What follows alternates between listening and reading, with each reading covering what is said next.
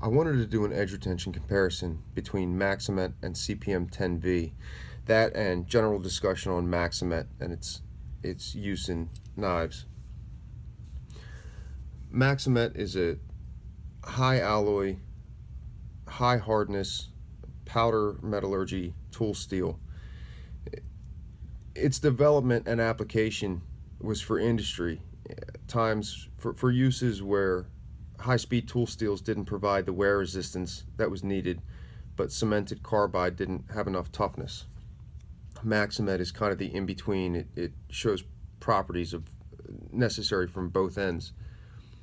It's extremely high alloy content, 2.15 carbon, 6% vanadium, 10% cobalt, 13% tungsten. I mean, you're really up there in the carbide content.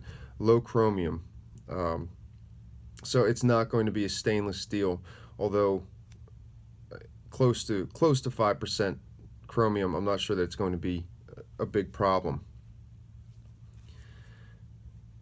In sharpening the knives for the test, I started with diamond and I was doing stone in hand. Both knives were at 30 inclusive. I checked both in an angle guide before going into the test. The sharpening was done using DMT diafold sharpeners, starting with coarse, working my way down through fine, extra fine, extra fine, and then the Spyderco ultrafine stone, and then strops, starting with a 3 to 5 micron on wood, and then working my way down all the way to 0.005 micron. The test was done on cardboard. I was using fairly heavy cardboard just to try and avoid a headache with how much I was cutting. With these two steels, you know, if you're not careful and you don't use something heavy enough, the test just won't end. Unless your stockpile is ridiculous, you're just going to run out of cardboard. So I had to use pretty heavy stuff. I marked off part of the blade. I was using the upper portion closer to the tip this time. The test was push cutting. Each knife cut each piece of cardboard an equal number of times. I made my way through the test, and the stopping point was where the knife would no longer shave hair. What I found was that in this test, 10V stopped at 1,250 inches of cardboard cut. Maxamet stopped at 1,970 inches.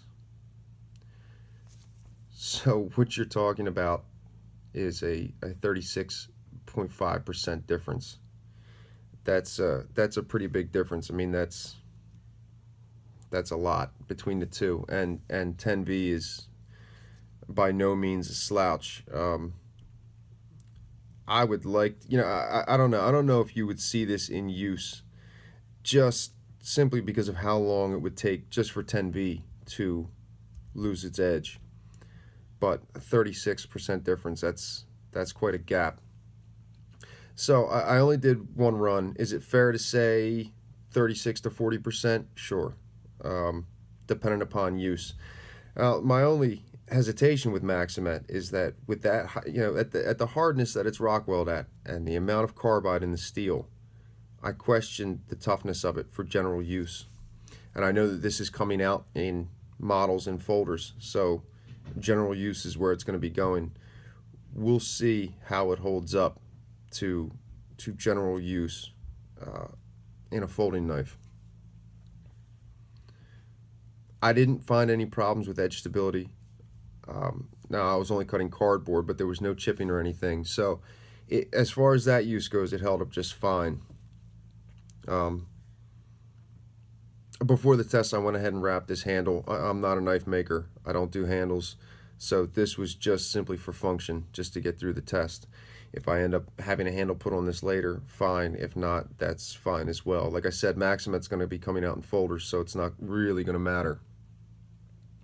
After the test, I needed to resharpen the knives, and I've been following the same pattern on sharpening just because for the high carbide steels, high vanadium, high tungsten content, I really like the results that are being produced by this pattern. So again, I went to the DMT diafold sharpeners, starting with coarse, making my way down through fine, extra fine, and extra extra fine.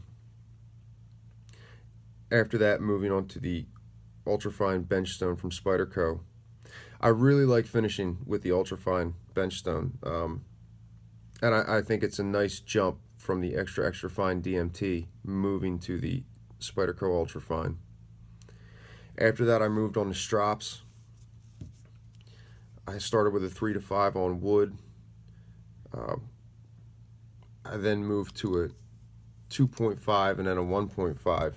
I don't bother with the anything above a 1 micron on leather because I find that the strops load, and when they load, they stop cutting as fast. And then you've got to clean it, make a new strop. It'll still cut, but it doesn't cut as well. And really, when I'm sharpening, I'm looking for top performance. So that's why I use wood for those higher micron compounds. After the 1.5, I moved on to a 1 micron on leather, diamond spray. I then moved on to a 1/4 micron, then a 0.05 micron, then a 0.025 micron, and a 0.005 micron. So I was finishing the knives with a 3.2 million grit strop. And these are still coarse finishes, but still, I'm taking it that high. In the end, the knives were hair whittling sharp. The edges were how I wanted them. There was no issue with that. I find that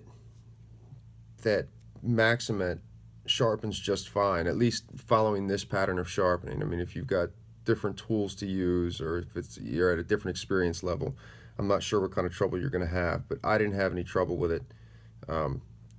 Both 10V and Maxamet Apex on the diamond sharpener is just fine for me, and I can just move through the stones.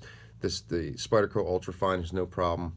Now, this is a fairly aggressive way of sharpening, but still, it wasn't any issue for me. I was keeping track of the time a little bit, and I got, with Maxamet, I got through the stone portion of the sharpening in under 20 minutes. It was maybe 45 minutes to finish the whole knife. It was a little bit longer with the K2, although I've got to say that the blade design of the Mule is a little more forgiving when sharpening than the K2. This sweep on the K2 is more difficult to deal with. You got to follow that around on the stones. If you've got this type of a shape in the blade, it really lends itself to sharpening. It makes it easier to do, to not have to follow that sweep around. So I mean, that, and the K2 is longer, so to compare the two side by side isn't really fair. You know, if I had a Mule and 10V, then doing a time comparison, there you go. And even then, there's still, you can have hang-ups in sharpening, things that hold the whole process up. But yeah, Maxamet wasn't bad to sharpen.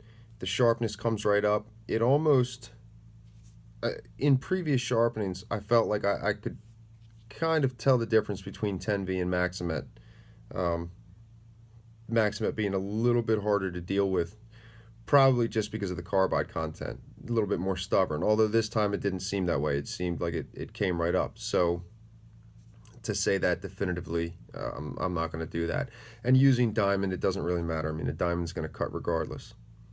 So, and that's part of the reason I use it, that and the finish that it leaves for the steels with this higher carbide content.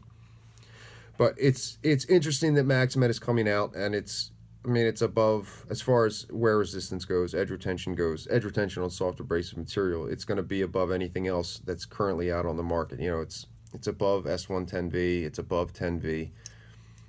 So it'll be interesting to wait for the models to come out that are folders and see how they hold up in everyday use.